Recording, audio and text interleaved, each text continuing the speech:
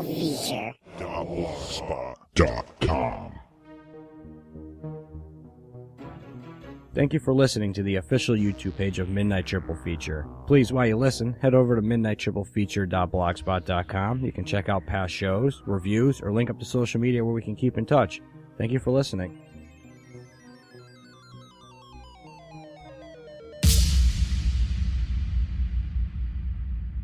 All right, welcome to this edition of Midnight Triple Feature. We're going to be talking the upper footage. Adam's here. Hello. Jeff's here. Yo. I'm Mike. The Upper Footage is a new found footage movie from director Justin Cole, also produced, wrote, etc., etc. So I have a little bit of stuff from Wiki here I'm going to read, and I want to talk about the way this film was marketed and built up before its release, because it's important to talk about that aspect of it because it's pretty unique. So drawing from the marketing of films such as the Blair Witch Project, Cole allegedly began releasing videos on YouTube starting in 2010. So that was 3 years before the film's release. So the marketing for this thing started in 2010. The movie itself wouldn't have been released until 2013. So, I mean, that's pretty early on in the process to start doing this, first of all. You know, like, most people aren't going to start marketing, especially a low-budget found footage, 3 years before they plan to release it. So anyway, the videos that they put on YouTube featured the actors with pixelated faces, right? And the first uploaded clip was titled New York City Socialite Overdose, and it was followed by 2 additional clips that were pulled from YouTube. So he labeled the first one Socialite Overdose, uploaded several more clips during 2011, all that were supposedly pulled. Media outlets then alleged that Quentin Tarantino had expressed an interest in picking up the footage and releasing it under the name Upper, but that he had to kill the film due to pressure from outside forces. Then a website emerged and claimed to have the complete footage and released it under the name The Upper Footage. Some media outlets reported on the footage, claiming it to be true. Chelsea Kane, a Dancing with the Stars contestant at the time and Disney star that was briefly named as one of the participants, prompting her to issue a statement saying it was not her. During the time, flyers and posters advertising the disappearance of Jackie were distributed in several areas. In 2013, Cole released an email to Dread Central explaining that his intentions were not to fool people for the sake of fooling them, but to give them an experience where they could leave a movie theater, discuss the film, wonder if the footage was real or not, and if something like this could or does happen. He went on to say that there was some scandal surrounding the film. It was not due to any death, but because one of the film's actresses later objected to one of the scenes she had shot.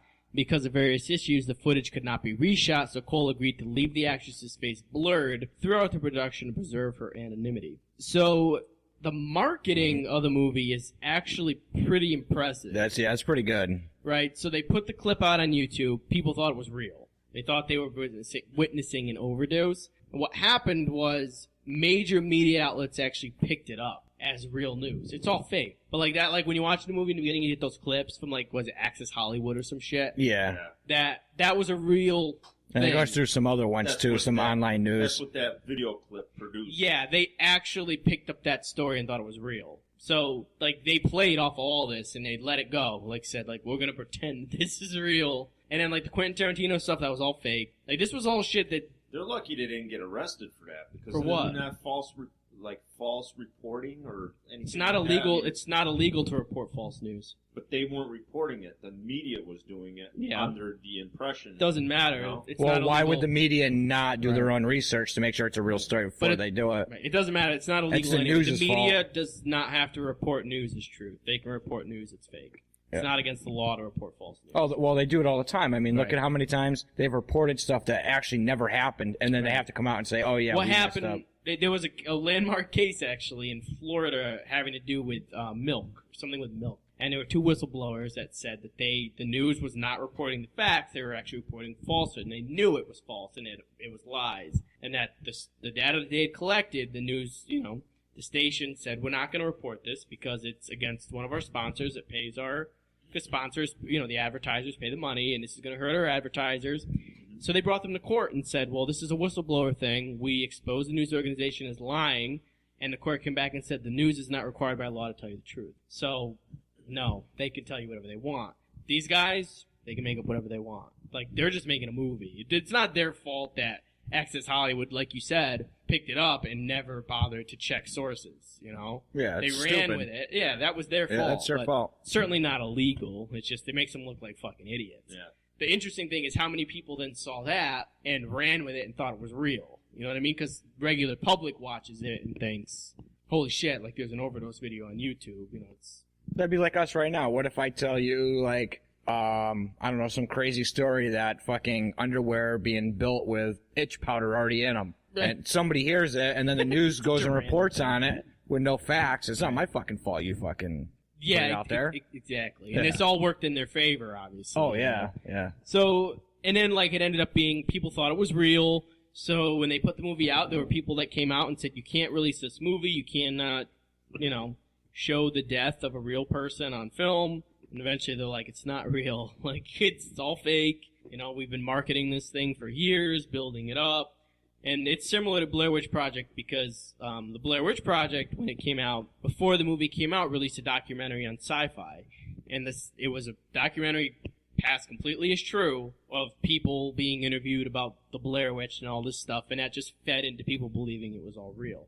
Of course, it would be illegal to ever take crime footage and put it up on a screen and show it to the public. That's without, you know what I mean? Like, this would potentially show not a murder, but a cover-up of I guess, potential murder, or whatever you want to call it. So, yeah, at that point, you know it's got to be fake. Cause, yeah. You know what I mean? The police department would be like, we have an unsolved crime. This is evidence, you know? So I think the marketing of it, I had to touch on it, because I do think it's pretty genius. It is. And if you go to the IMDB page, he intentionally didn't put any cast. So, like, if you go to the IMDB page, all you see is director, producer, whatever, but you don't actually see any cast members because he's trying to get the idea across that they weren't cast members, they were real people. I mean, you know, that's all pretty good stuff, marketing-wise. It definitely would build up your interest, you know, seeing the movie. Well, the beginning of it really caught me and our interest. Oh, yeah, the beginning pulls you right in, yeah, for sure. because, like, they're telling you want to turn the lights off, you got to, you know... Right. And then all of a sudden, all these clips start happening, and you're like, all right, when's this gonna stop? And for like fucking 10 minutes, all you see is these these clips and shit like that. And it's like, all right, well, this is starting to get fucking pretty boring now. All right, you know, right? You know, and I get why they open that way, because they're still trying to convince you as an audience that it's real. So like, they know that if they put up, say, footage from Access Hollywood, as a viewer, you're going to think that's real because it was on the news, quote unquote. Yeah, but they didn't. You know, when you see Tarantino, you think, oh, it's got to be real because if Tarantino picked it up, it's got to be real. Well, Tarantino never did. You know, so it's all just trying to set up your illusion. That's all. Well, I mean, instead of overloading the beginning, the first 10, 15 minutes, they could have broke it up a little bit. You know, showed, you know, 2-3 clips, and then showed the kids in the limo, and then have a scene there, and then go back to another, you know. But yeah, I mean, that would have probably that would have taken away from the found footage. I think that was probably reality. What they're thinking. Yeah, you know, but there was just. You're right. I see what. Yeah, no, I'm definitely not disagreeing with you, but I think it worked to set it up. It definitely got me on my phone. I was like, as that shit came up, and when I saw the Access Hollywood thing, I was like, that's real. So that's a real clip. Like, these guys couldn't afford to pay, you know, basically for the they rights. had these media outlets fucking pay for their fucking for free. They were getting free much, PR. yeah. Oh yeah. Right. Well, me too. I was on my phone. You went on your phone, right? It, You're like, wait and a I'm minute. looking it up, and there's no cast listed. I'm like, what the? Ask him. Like twice, I'm like, I 2 different pages. Not one person is listening to this movie. Yeah. Not one. So I have to say that much. Like, that opening at least got me like, all right, well, these are legitimate websites, news outlets. So, like, what's going on? What's the history of this movie? Because clearly something was going on 3 years ago online that I wasn't aware of. I wasn't, you know, part of that loop or whatever. But the videos were real. You know what I mean? They really got uploaded. People really saw them. YouTube really pulled them. Like, or they say they pulled them. We don't really know. But I mean, so it's found footage, like we said. It's tough, man, because the whole thing of they want to keep this as real as possible, so it's all shot on, like, this Sony Handycam, which is like the, you know, or whatever, I don't know. Actually, I have that same camera. I have something that looks similar, but so what, you know, it's hard, man, because the quality is so low, which is why in the beginning they tell you to turn your lights off and put your headphones on, because the sound and the lighting and all that is going to be so rough on you. Didn't have much trouble with the sound. It was the video. I had issues with the sound, like, so the scene later where they're in the apartment after the overdose, and they're talking, like, so there's a scene where they put the camera down, and it's a long shot of her hair, and they're in the background, and they're talking, and, like, I'm in my living room, because I'm watching it on Roku, and I am trying to figure out what they're saying, because they're picking up the sound, like, off the camera, right? I don't think they're using booms.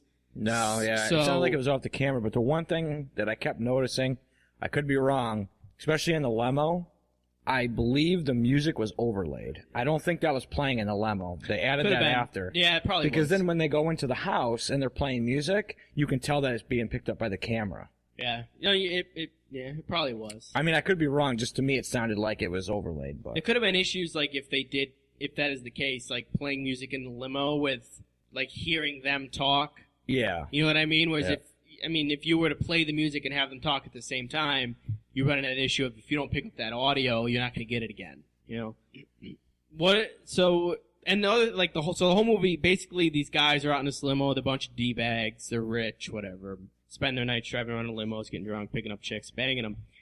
And they pick up this one girl who isn't part of the group, but one of the guys wants to sleep with her or whatever. And her face is blurred for the entire movie. Yeah. Now, it says in Wiki that the reason her face was blurred is because she showed her tits. She came back and said, I'm assuming, it doesn't say that right out, but it says that one of the actresses objected to one of the scenes she had shot. The only scene she did that I could see her objecting to is when she takes her top off. So, I'm guessing the actress came back and said, it's happened before in movies, came back and said, I don't want you to put that out there, I don't want my tits on screen, so he blurs her face. I don't know, what do you think about the blurred face thing? It didn't bother me either way, really. Yeah. It kind of added to it, though.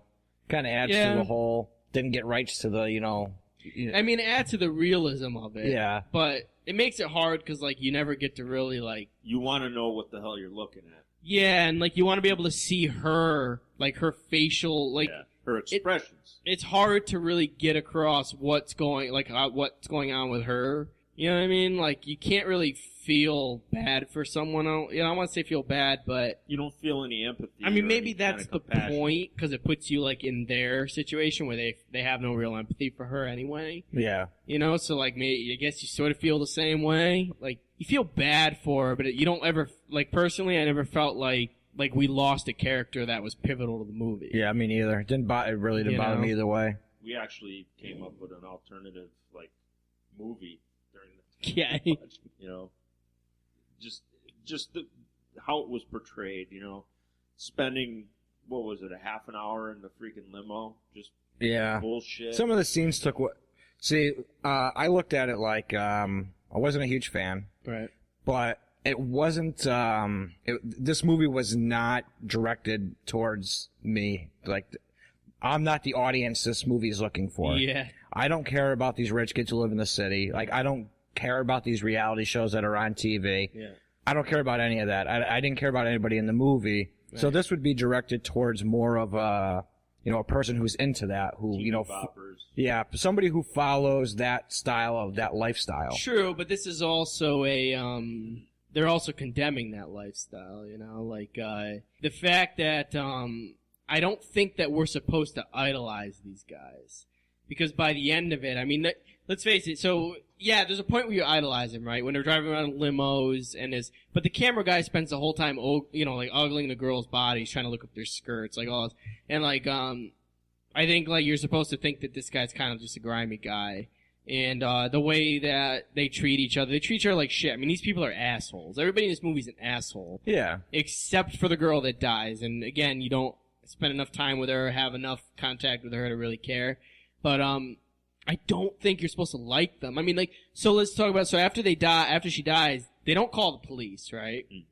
And there's several things that they say, like several comments they make, but one is like he wants to dump the body in the water, and the guy's like, oh, some fat bitch cop or whatever is watching him. And then, like, little comments they make like that, where they sound like assholes. Or, like, they stop at a burger joint to get food, right? Like, so while the body's in the trunk, they stop on their way home to get fast food. So they get burgers and chicken sandwiches.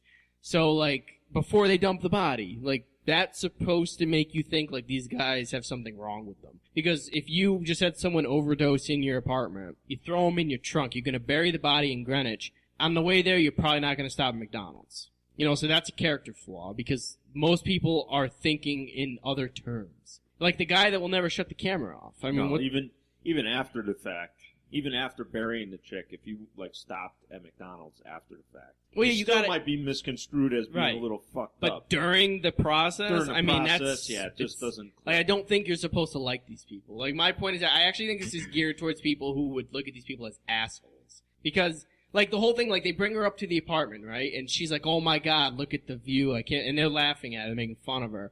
Because they put her down because you're such a loser, because this is just the way we live, you know, like, you know what I mean? Like, they treat her like she's lesser. Yeah. I don't think we're supposed to idolize them. I'm not, you know. I didn't care either way, to be honest with you. Right, I'm not saying you had to. I'm saying that's what I think they're going for. You know, I do. I don't think you're supposed to like them. I think you're supposed to see them as bad people who do bad things and who get away with it because of status. Yeah. You know, and that's... Yeah, and that's if you look up to that man, then there's something wrong with you. Like, if you look up to that... Yeah, but there's so many people that do. Yeah. There's so many people that watch those reality shows and go, that's what I want to be, that's who I want to be like. I agree, yeah. And I think that this is geared towards those people, but it's supposed to be telling them that you shouldn't be thinking that way. That's my point. I can see that. Yeah, I think... But since how I don't follow that or I don't care about it... Right. It just did not sit well with me. I was indifferent to it. You know what I mean? Like, I didn't hate it. I didn't find myself, like, attached to it. You know what I mean? Yeah, like, I mean, me and Jeff watched it together. Yeah. And, like, the limo scene was taking so long, we just started, like, making stuff up. Like, wouldn't it be cool if they, like, time traveled right now? Right. Like, we started, like, adding on to it, like, because it was just taking too long to get through anything. Yeah, I mean, my biggest problem with it was just that everybody was such an asshole. You know, like, it's... Well, it's a compilation of, you know, the guy holding the fucking camera, you know, with the same shot, you know, he's got his camera on the guy and his girl, and all of a sudden the thing goes out of focus. How the fuck does your camera go out of focus on the same fucking screenshot? You know, you got your camera on the guy and the girl, and then all of a sudden it goes out of focus. Well, it's movement, right? I mean... it's like autofocus. Yeah, it's on autofocus. No movement, though. Well, they're in a limo, though. I mean, it's on autofocus. I mean... What'll happen is if... Like say you're in a moving car and your camera's on autofocus. Yeah. And you drive, if the camera picks up anything outside the window it'll try to focus on it because it's moving. Yeah, it won't stay focused on them. But it was dark, though, I mean.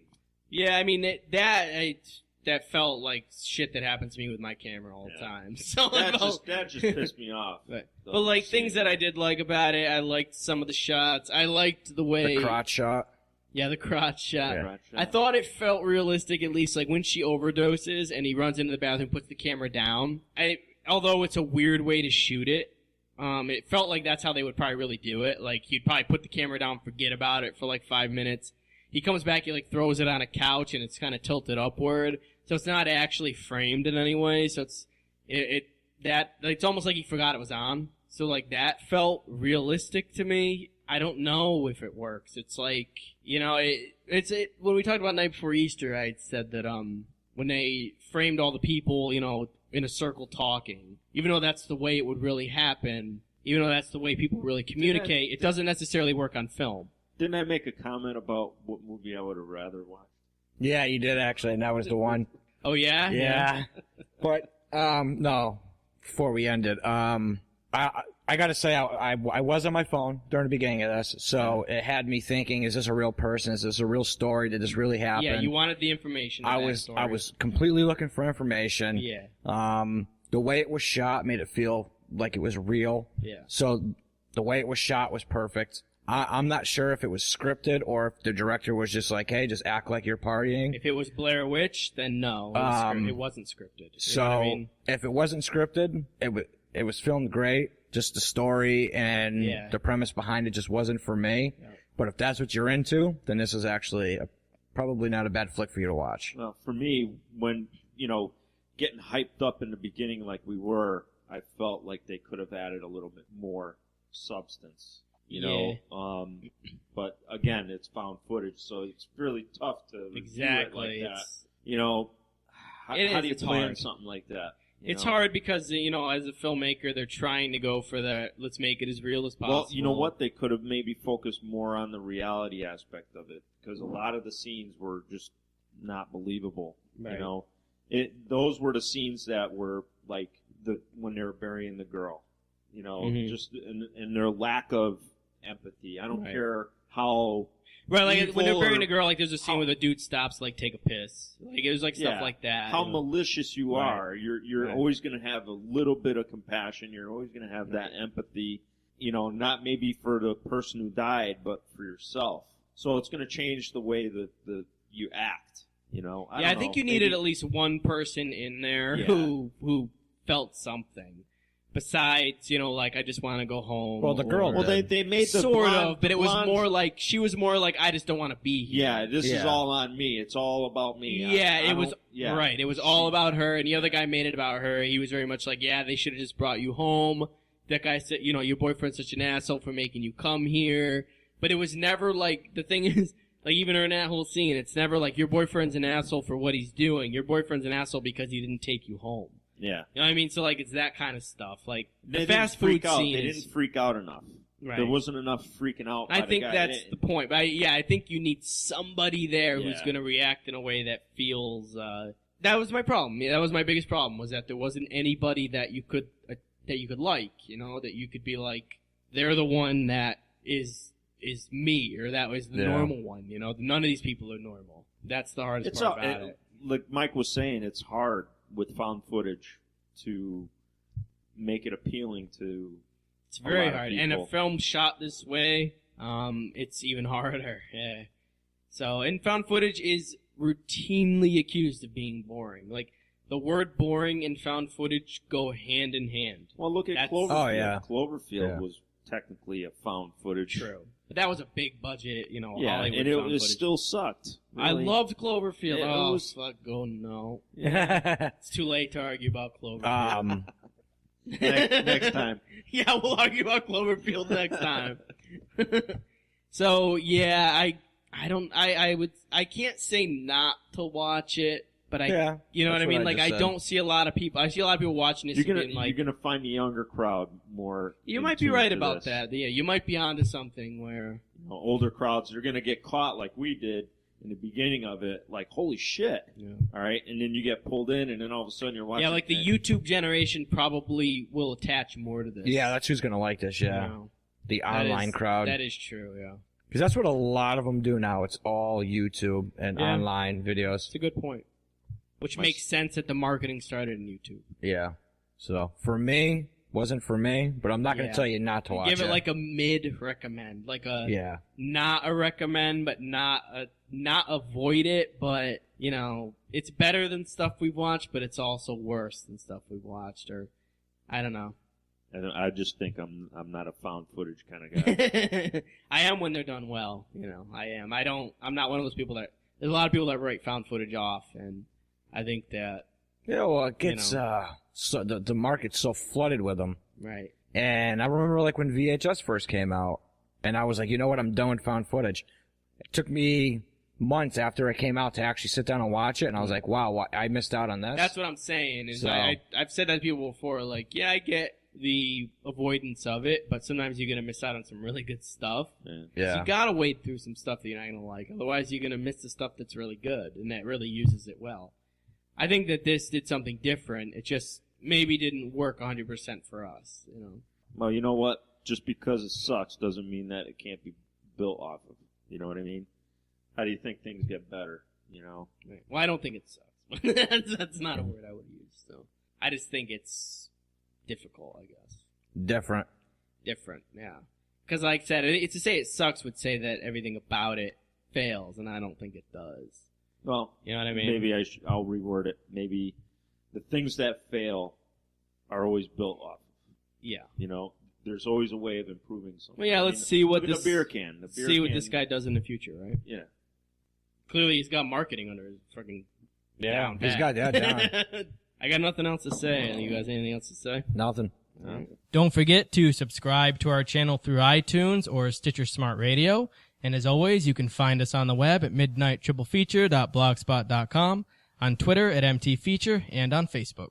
and on Facebook. And on Facebook.